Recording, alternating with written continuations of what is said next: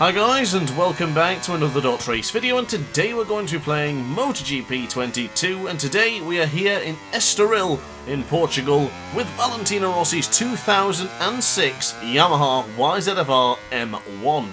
Now Estoril is one of my favourite tracks. I love this circuit and it's so good to finally be able to race here in this track once again. So I did a bit of a preview of the camel hair Yamaha in Estoril at the end of my review if you happen to see it, and I really enjoyed it, so I thought why not give it a try, see how it is in time trial mode and see if we can get the top spot.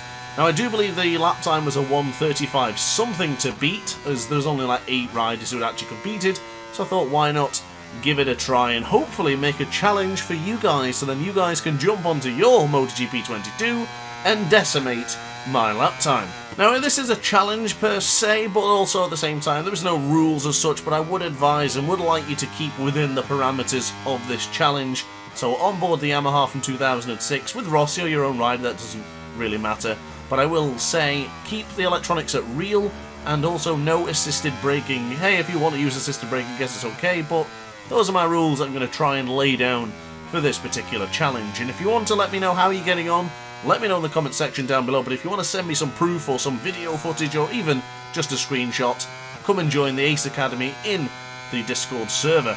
Well, my electronics are as follows, as you can see on screen. TCS is at 1, that's the best way for me, I basically just turn it off. Anti-wheelie on 2, and power setting 3. So first lap, not too bad, a 1:35.584, I do believe I can go a lot quicker than that, and I do believe you guys will be going a lot quicker than that as this one progresses. But for now, as I mentioned, just getting into it, just getting the feel for the Yamaha, getting the feel for these bikes, because the brakes for me in MotoGP 22 are my biggest struggle, which is because I'm so used to MotoGP 21. The brakes aren't hard in this game, the game is not hard in general, it's just finding the feeling with the left trigger. I'm not too bad when it comes to the acceleration, I seem to be very, very gentle with the throttle, but with the brake, I don't really have that confidence to slam on the anchors like I did with MotoGP 21. I always found that a really sensitive, smooth and gentle approach for 21 was the way to go. Here, you need to be a lot more aggressive, and my riding style is not so much aggressive when it comes to the controller. I'm very relaxed with it, I don't really grip very tight, I don't press the buttons very hard, it's very, very gentle. So I'm getting used to MotoGP 22. I'm finding even with the career mode, that which I hope you're enjoying watching, that I am also being very gentle with the brakes and the acceleration. But now I'm getting into with the career mode, I feel like I'm getting even quicker and even better. So we'll see for now, but for the time being, I'm not improving this lap time, which is fine, because of course I'm going to do around 8, 9, 10 laps, whatever it may be. I'm just going to have fun. We're just going to take this one steady and just enjoy it. So the second lap is completed. Unfortunately, we did dip into the 1:36s, which I'm trying to avoid. I'm trying to get into the 1:34s, not the opposite direction. But the more this one goes on, the better I'll become and the more feeling I'll have. What I am doing with MotoGP 22, which I didn't do in MotoGP 21, is I'm actually overthinking the brakes, which is something I have not done in a long time.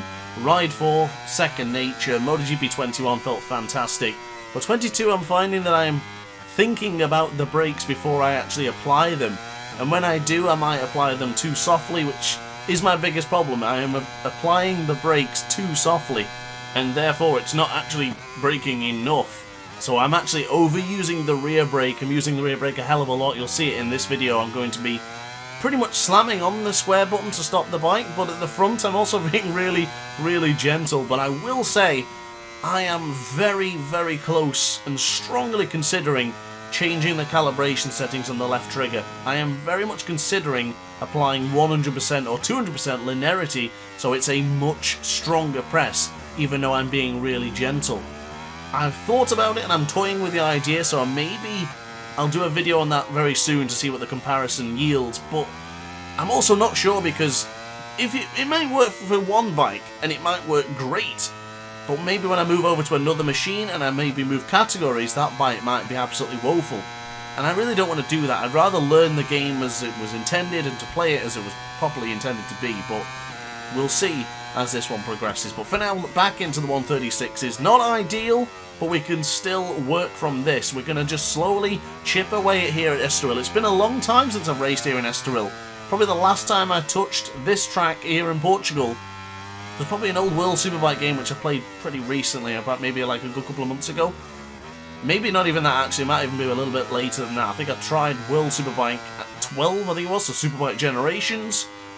But I don't really remember jumping on this track. I think I ended up using Kailami more than any other track, so we'll see. But for now, up into the 4th lap, we are ahead of the Ghost for the very first time since our opening lap, as we'll now slam on the anchors for the left-hand side, the corner that Danny Pedrosa took out his teammate Nicky Hayden in the battle for the World Championship. My goodness, that was a very intense moment, wasn't it? I don't think I've seen Nicky Hayden that mad ever in my lifetime. But now to the right-hand side for turn 7, keeping it really tight there, but also running a bit too deep on the exit as we now launch it to the right-hand side. Power setting 3 still enabled, guys and gals, as we now go to the left-hand side for Gancho, and then to the right-hand side once more for the very tight and twisty turn 10 section. Love that section of track, it's absolutely fantastic. Combining undulation and a corkscrew, you've got to love it. To the right-hand side now for the Parabolica for the Ayrton Senna corner. Wide a little bit there, and I want to keep it in tighter, tighter, tighter, and then tighter to then finally bring on the acceleration and bring on the power. But good stuff. We'll now be charging across the line, improving our lap time for the very first time since ages ago, and it's now at 1:35.204. So there we go, we are beginning to feel it now. You see what I mean? We're not crashing, we're not making mistakes. We're not invalidating laps, we're just slowly progressing, and that is what we need to do. This is what I enjoy the most about these time trial challenges, and I'm also getting the feeling with the brakes, and it is a big difference from MotoGP 21. To slam on the brakes like you do on 22 is really different compared to 21. Oh, really tight to the apex there. I felt like we were going to lose the front there, but I don't think I was. It just gave me the impression I was going to lose it, but we're still right on the cusp of getting behind the Ghost, so braking very firm now for the left-hand side for the Parabolica section, keeping it really tight if we can. Not as tight on the entry, but there we go, on the exit, not looking too bad. A little bit wide onto the rumble strip, we might be able to outbrake the Ghost ahead of us all, going really wide here into Orella. That's going to be too tight. Oh, there you go, our first. Oh, didn't I just say that we weren't invalidating laps? My goodness, that is a mistake on my behalf, but I tell you what, I'm feeling quite confident with this machine. But I would like to try the soft rear.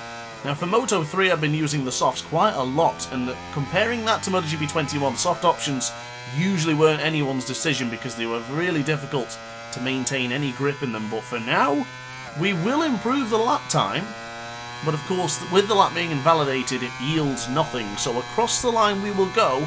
I'm going to change over to a soft rear. So a soft front and soft rear combined together, we now have a chance to improve our lap time. Now as we start lap number 6, do you see the mistake that I have made as we started this lap? It's still there and it will be present until the end of this lap. If you don't see it, then that's fine, but if you do see it, let me know in the comment section down below, because I will be making mention to it very soon. But to the right hand side we'll go then, and to the left now for the very difficult and somewhat innocuous left hand side for the VIP stand. Very tight to the apex there, and I'm going to charge out of the acceleration zone. Something I did find, we lost a bit of time there because I was a bit soft on the acceleration once again. I will repeat myself, you can be way more aggressive with the bike compared to last year's game. And I am slowly learning that, which we do find later on towards the end of the video, and I'm actually finding it better now. Use more acceleration, give it more throttle, give it more power, and the bike feels pretty good, and that is a fantastic way to enter turn 7. Really impressed with that entry into the 7th corner, really tight to the apex there for turn 8, and the going off camber there into turn 8 just throws you wide a little bit, so just be prepared for that one. Steel yourself as you go into turn 8, because it does throw you the opposite direction of where you want to be, so just keep an eye on that for now. But going into the right-hander for the 13th corner and final corner, we are actually about to improve our lap time by a significant amount. But do you see the problem that has been made? The bike is still on power setting 2. The bike is still on power setting 2. And I didn't even realise during the time. It took me till the next lap to realise that, hang on, this bike is only on power setting 2. I couldn't believe it. But we absolutely smashed the lap time there compared to what we just did.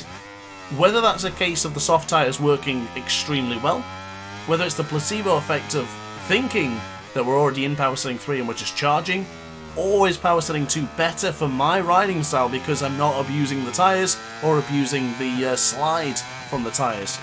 That's an odd one, it really is, but I guess power setting 2 does help with not wheeling and does help with control. So it's a bit of an interesting one, that one, because of course power setting 3 gives you a lot more additional speed when you're on those parts that you really need it. And actually, watching this back, I'm still on power setting 2 now. And I'm still going very, very quick. Very odd, very strange that I didn't even realise it. And I think because, I don't know if I'm right or wrong in this one, but I'm pretty certain that whatever you changed it to, it would always stay the same, regardless if you went to the pits or not.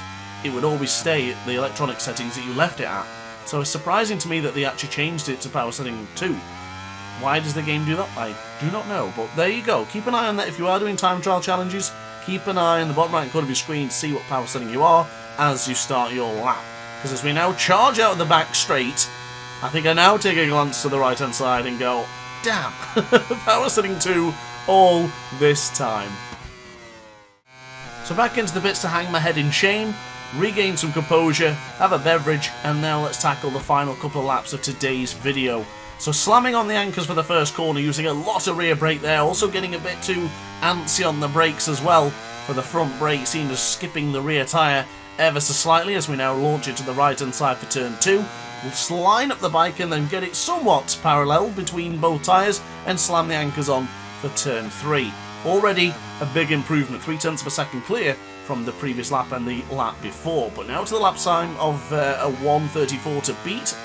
I think we're good. I think we're going to be pretty good in this one. Pretty solid so far as we now charge into turn 5. A lot of speed was carried on board the Yamahas. We'll now slam on the brakes just as that rumble strip begins, chucking it into the left hand side. You see how much control we've got using a lot of rear brake. I love the rear brake. This is what helps me slide the motorcycles, gets the rear tyre into position, and then I can attack corners with such vigour. But now to the right hand side, really tight to the apex there for turn 7. We actually lost a bit of time though compared to the previous time when we did it, because we were really close. We were really close of actually touching the green there, as I've actually lost a little bit of time to that ghost before.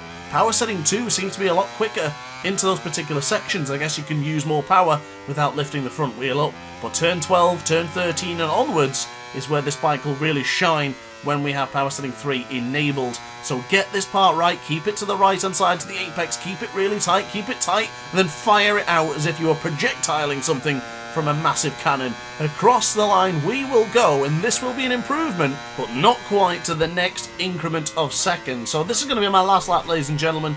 Leave it on the 9th lap, and I guess that's an odd number, but it makes sense for Valentino Rossi being a 9 times world champion. As we now launch it to the right hand side for turn 2, line up the motorcycle, look for the braking line, not so far from the green part of that rumble strip. So if you keep your eye to the left hand side going into turn 2 and then going into turn 3, it'll give you an indication and a good idea of when to brake. But now to the left hand side for the VIP stand, really close to the apex there, really close, as we'll now chuck it to the right hand side, hang in the motorcycle there, right, really close to the apex of turn 5, and then bring on the power for the brakes as we now go really firm on those brakes to the left hand side. It's going to be a very wide entry, but it's not necessarily a bad thing because you do have that line then to fire out the corner. Using a V-shaped line there or like an oval, that's entirely up to you. But now braking firm for the right-hander. This is where it'll all come to end. Oh, goodness me. Really pushed hard into that right-hander, and unfortunately this video will end anticlimactic. But guys, those are my 8 lap times on screen for now. Not a bad lap time of a 1:34.257, but I do believe the potential for racing here and getting a 1:32 is absolutely massive. Easy to get into the 1:33s, but I do believe you guys will take it to the next level where we get into the 1:32s. So for context of the 7 riders that raced here in Estoril and did the time trial, I'm currently holding the world record. That will not stand for very long, and you know what? I hope it doesn't. I hope you guys come in now and kick my backside. But for now, thanks for watching as always, guys. I hope you enjoyed the video. If you did, like, comment and subscribe, and I'll see you in the next video. Ciao for now. Oh hi, didn't quite see you there. Good good to see you're still here. If this video didn't quite sate your appetite, then why not watch some more DrAce content by clicking the video shown on screen now. Furthermore, if you would like to follow me on social media, you can do so now, with the links down in the description. Consider subscribing so you don't miss a single DrAce video.